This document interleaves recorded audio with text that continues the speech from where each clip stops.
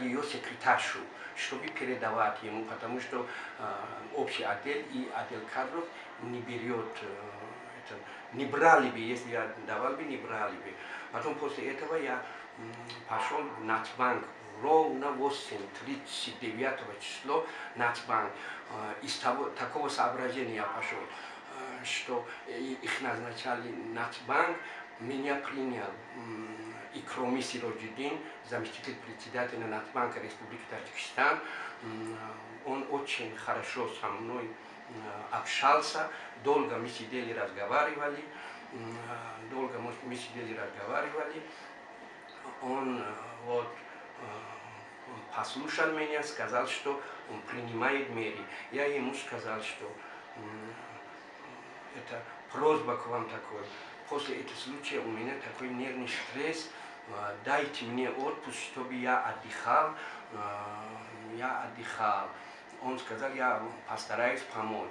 После этого 2 дня я пришел на работу, работал, пришли с этого фирма, которая устанавливает все вот этих оборудований. Мы все проверяли, составляли акт, После этого со мной стало хуже. Я не мог спать, у меня голова начала кружить, болеть, спать не мог, видел разные сны, поэтому я пришел в больницу, чтобы лечить себя. Тогда я Икроми Сироджидину сказал, как это так, вы поставите на 3500 человек руководителя, он прошел медкомиссию, разве можно человека, который только я в банке, у меня общий стаж работы 42 года, в банке только я работал около 9 лет, а мне 63 года, а мой сын, его преподаватель. Такого человека начали в присутствии столько-то людей, не стесняясь общественности, не стесняясь никого бить. Говорит, да, это нормальный человек, эта комиссия прошел. Я сказал, что комиссия, если прошел, он должен иметь определенный жизненный опыт, определенный стаж. А у человека, который меня избил, 83 год рождения. 83 год рождения, моего второго сына 2 года младше. Мой сын был его преподавателем. Я при этом возраст у меня сейчас 2-3 месяца остался до пенсии. После этого случая не знаю, какой будет моя судьба.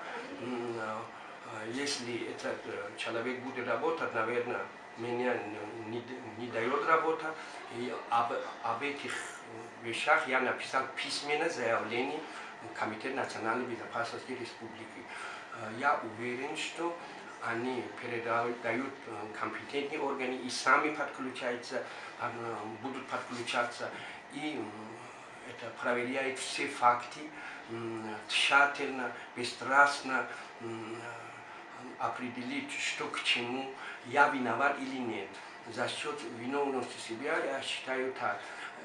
Это установление жучок, или обнаружение жучок, или эта видеокамера вообще не входит в мои функциональные обязанности.